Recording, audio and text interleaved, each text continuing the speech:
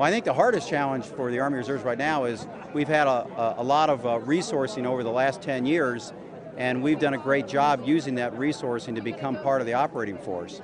But now as the resourcing has to be reduced, the challenge is going to be how do we manage those expectations within the Army Reserves and then also outside the Army Reserves. So how do you stay part of the operating force when you may be resourced at a lower level than the operational force requires?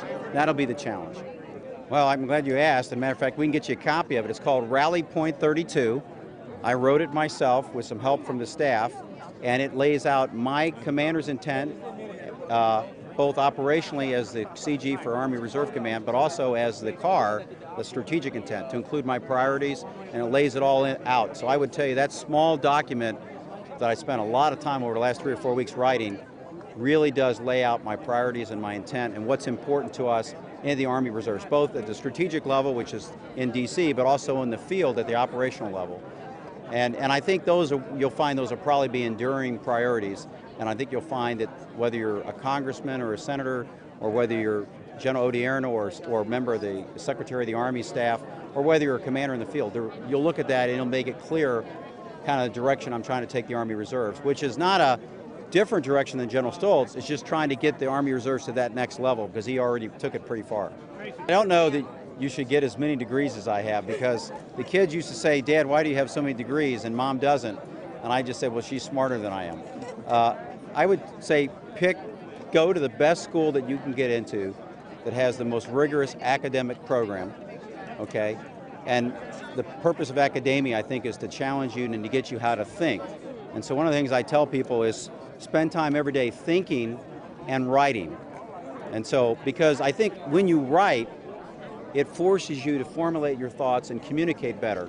And I think in today's age, where everything is a quick email or a quick Twitter or a quick tweet here and there, which is good, but I think we've gotten away from taking the time to write. And I think thinking and writing go hand in hand. So every day, no matter what I do, every day I have a set part of time where I think and write.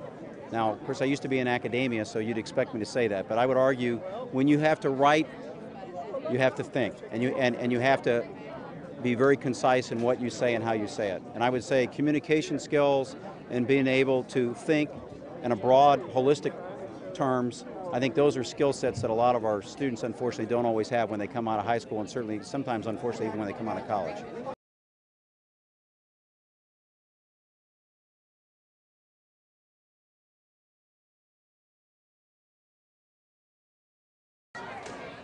Keep supporting our soldiers, who in a lot of cases are your parents or your siblings. So tell them you admire what they're doing, and support them.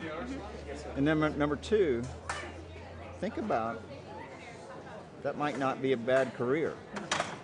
So as you're looking to the future, whether you want to be full-time military or whether you want to be an Army Reserve, where you can use civilian skills in uniform, or you can learn skills in uniform you can use as a civilian.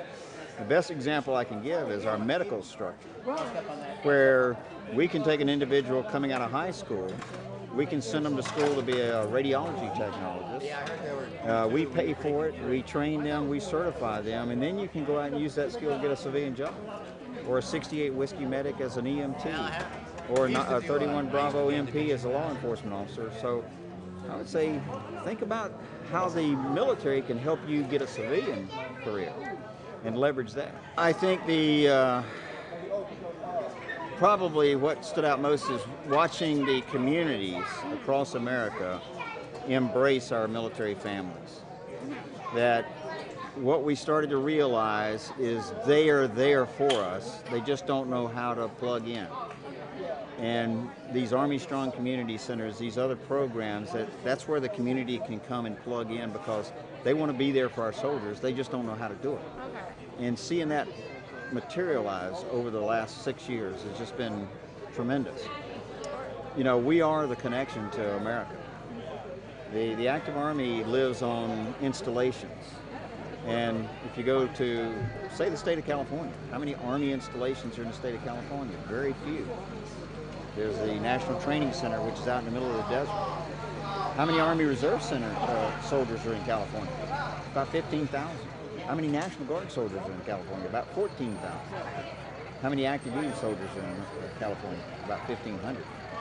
So you see places like that where it's got to be the communities that embrace it, because there is no installation, and they're doing that. That's been the most, I think,